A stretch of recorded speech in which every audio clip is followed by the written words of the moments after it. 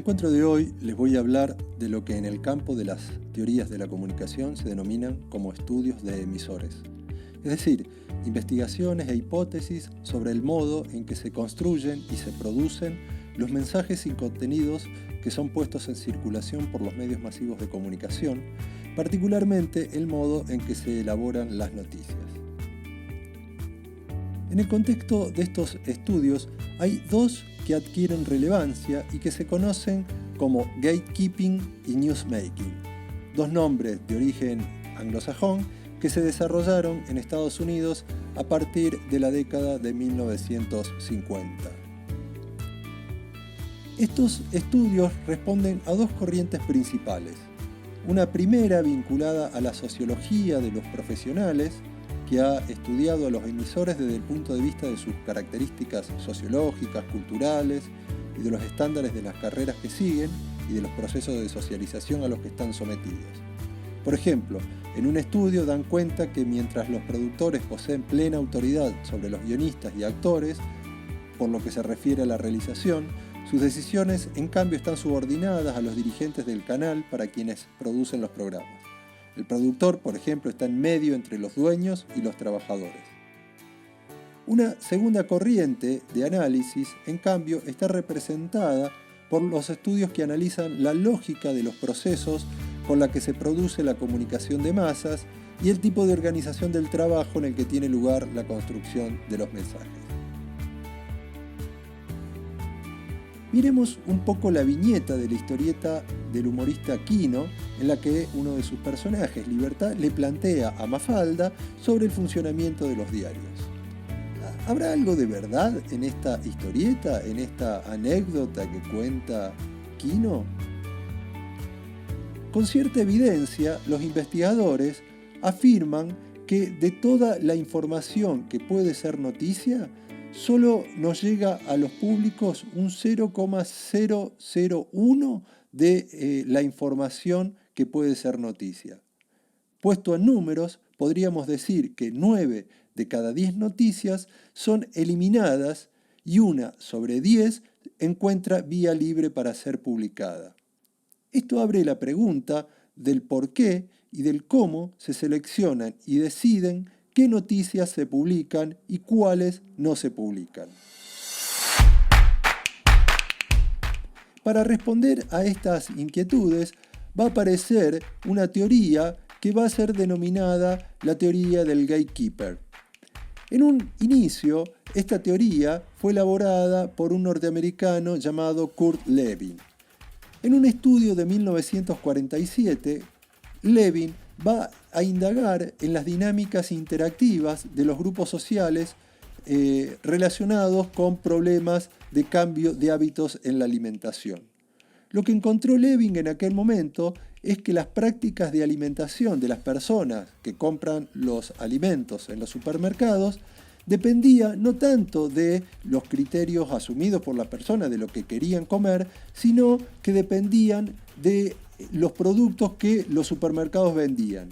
Y los productos que los supermercados vendían estaban elegidos por personas que regulaban qué alimentos o productos se ponen en las góndolas y cuáles no. Lo que va a decir Lewin es que los canales por donde se dinamiza el proceso de circulación de alimentos o de productos alimenticios, hay puertas o porteros que regulan el paso de los productos. Y aquí aparece la figura del gatekeeper. Gatekeeper es una palabra del idioma inglés que está conformada a su vez por dos términos. Gate o gate, que es puerta en inglés, y keeper, proveniente del verbo keep, to keep, que significa guardar. Entonces el significado sería el guardián de la puerta, o también conocido como vigilante o guardabarreras o controlador. Este fenómeno de los porteros o de los filtros o barreras también se va a advertir en los procesos de circulación de la información. De esta manera, David White va a utilizar este concepto de gatekeeper para estudiar el desarrollo de la afluencia o la circulación de noticias en los circuitos organizativos de los medios masivos de información, sobre todo para determinar en qué puntos funcionan como porterías o como filtro, determinando así el paso de la información o el descarte de la información en su defecto. Las zonas de filtro son controladas bien sea por sistemas objetivos de reglas del medio que dice qué información van a tomar como noticias y qué información no van a tomar con noticias, pero también por personas, por gatekeepers o individuos o grupos de personas que tienen poder para decidir si dejan pasar o bloquear determinada información.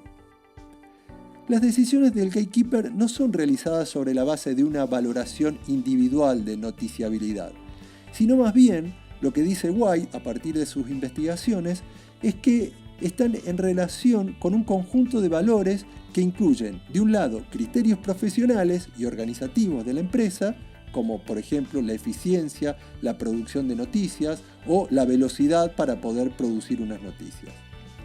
Los medios, como organizaciones, se rigen por valores que condicionan la redacción de noticias. En especial, la autoridad institucional y las sanciones, las aspiraciones de movilidad profesional, la asistencia de fidelidad entre grupos y el hecho de que la noticia en sí ya se ha convertido en un valor. Con esto queremos decir que hay una serie de valores que van a condicionar la redacción de la noticia, de qué modo van a redactar y qué noticias van a redactar, y eso cada uno de los profesionales lo pone en juego cada vez que tiene que redactar una noticia. ¿Cuáles son esos factores de noticiabilidad que encontró White para elegir una información u otra? Hay tres factores. El espacio es el primero de los criterios, ya que los espacios que van a tener publicidad son los primeros que son reservados en un diario. Digamos, lo primero que se diseña en un diario son los espacios para la publicidad y los espacios que no tienen publicidad son los espacios donde van a poner información. Por lo que si falta espacio se prescinde de alguna de las historias que quizás ya habían sido seleccionadas para ponerla ese día en el periódico. El segundo factor es el grupo social. El medio se debe limitar a la clase social a la que pertenece, por lo que no se publicarán datos o información que no le interesen al público que lee ese periódico o que escucha esa radio. El tercer factor es la selección o rechazo. Y aquí se tienen en cuenta cómo escribe el periodista, es decir, la calidad de la escritura. El gatekeeper entonces seleccionará las noticias que están mejor escritas y las que no están bien escritas, por más que sea interesante, serán descartadas. El estudio de White, realizado a más de 2.000 periodistas, encuentra que de todas las explicaciones que relevó en su investigación acerca de por qué un gatekeeper rechaza una noticia, casi 800 noticias, más del 60, más del 70%, atribuían a la falta de espacio. O sea, que no había espacio para poner esa noticia en el diario. Y unas 300, ¿no?, menos del 40%, citaban superposiciones con otras historias seleccionadas. Es decir, otras noticias de similar característica. Y eso hacía perder la falta de interés periodístico o fallas en la calidad de la escritura. El mérito de estos primeros estudios consiste básicamente en haber descubierto dónde y en qué punto del aparato periodístico la acción del filtro es ejercida explícitamente e institucionalmente.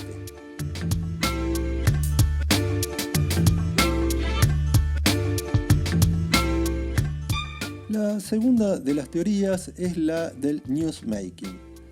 A partir de lo que veníamos desarrollando en clases anteriores, en las teorías de los efectos acumulativos, algunos investigadores comenzaron a hacerse preguntas como ¿qué imagen del mundo dan los informativos radiotelevisivos a las audiencias?, ¿no?, pensando en las imágenes, ¿no?, en las teorías de la agenda setting. ¿Cómo se relaciona esta imagen que dan los noticieros con las exigencias cotidianas de la producción de noticias en las organizaciones de radio y de televisión. Para responder esta pregunta, Bernard Rochko, de la Universidad de Chicago, en el año 1979 examinó lo que llamó sesgos informativos, cuya base remite principalmente al ámbito de la objetividad, de la oportunidad de informar y la posible notoriedad del acontecimiento. Todos estos modos o sesgos están vinculados a un ejercicio de aprendizaje y de negociación en las instancias de producción noticiosa dentro de una empresa informativa, ya sea un noticiero en televisión o la prensa gráfica.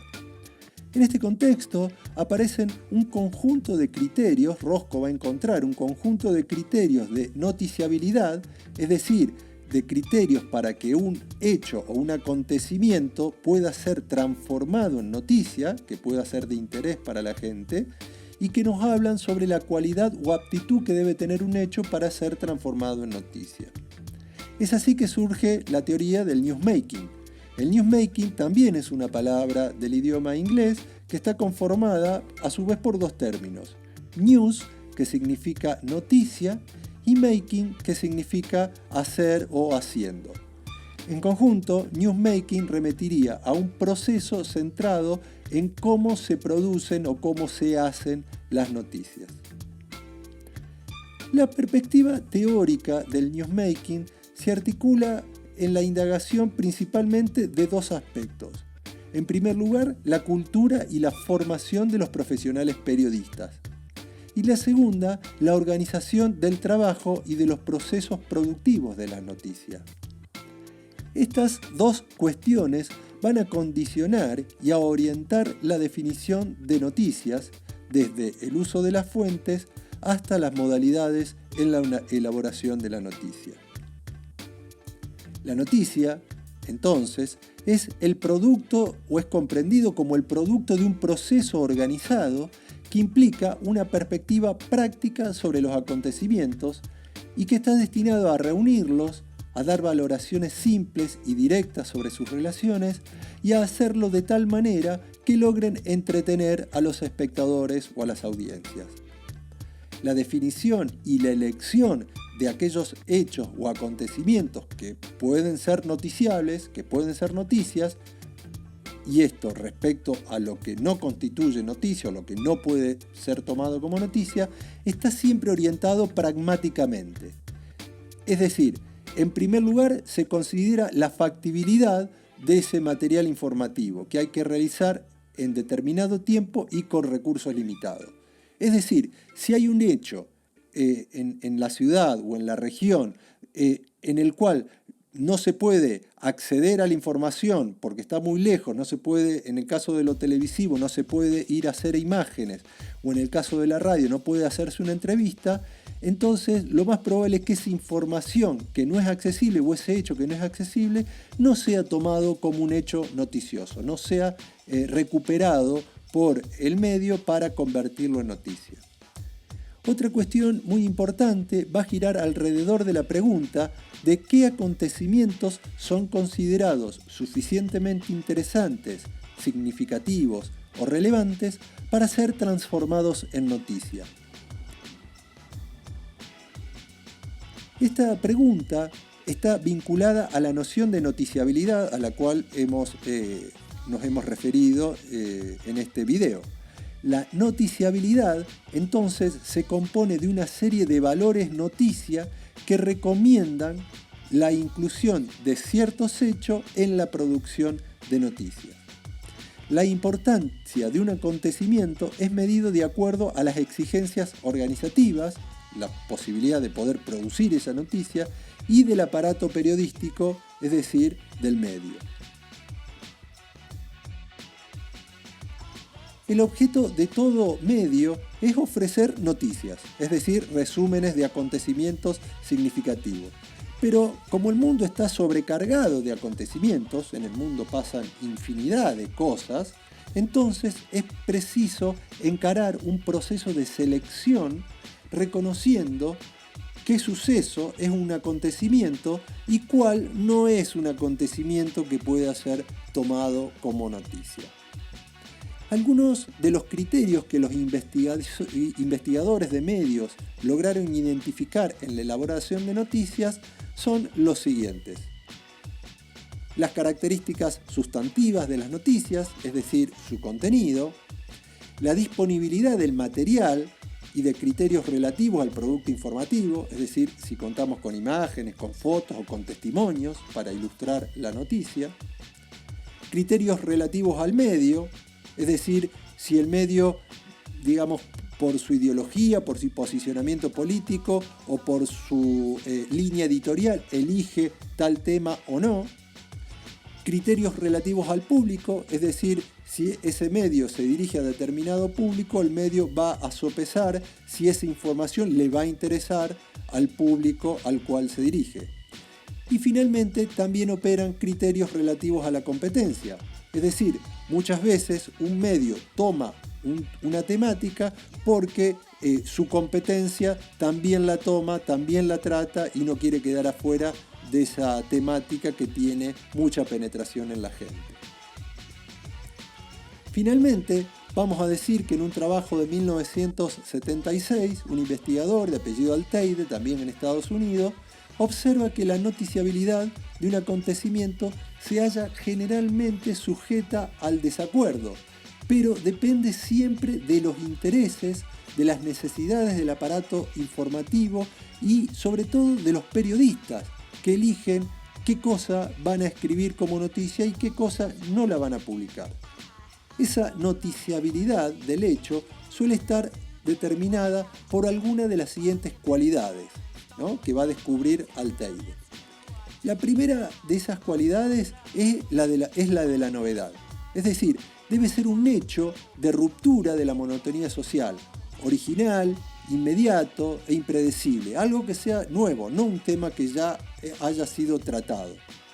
Entonces, lo primero, si es un hecho novedoso, es probable que sea convertido en noticia. Segundo, la evaluación futura de acontecimientos, es decir, que ese hecho tenga una incidencia en el futuro. El tercer valor es la incidencia en la sociedad, en la proximidad, es decir, cuanto más próxima es la noticia, mejor. Hay más posibilidad de que sea noticia. Por ejemplo, si mi medio es un medio de Tartagal, una noticia que sea un accidente que sea en Tartagal va a ser probablemente tomado como noticia y no un accidente que haya sucedido, por ejemplo, en Cafayate, ¿no? El cuarto criterio, la cualidad, es la magnitud. Es decir, los hechos que tienen más cantidad o de personas o de lugares involucrados siempre va a ser más noticia que hechos que no involucren a tantos lugares y tantas personas. Por ejemplo, la pandemia del coronavirus es una noticia en todos lados. Sin embargo, el dengue, que afecta a menos personas y menos lugares, no es tomado como noticia, por ejemplo, en los medios de los Estados Unidos. En quinto lugar, la jerarquía de las personas involucradas. Si las personas involucradas en ese hecho son personalidades de la política, del espectáculo, del deporte o de los medios, seguramente lo que le suceda a esas personas será noticia y las cosas que nos suceden a nosotros en nuestra vida cotidiana rara vez se convertirán en noticia.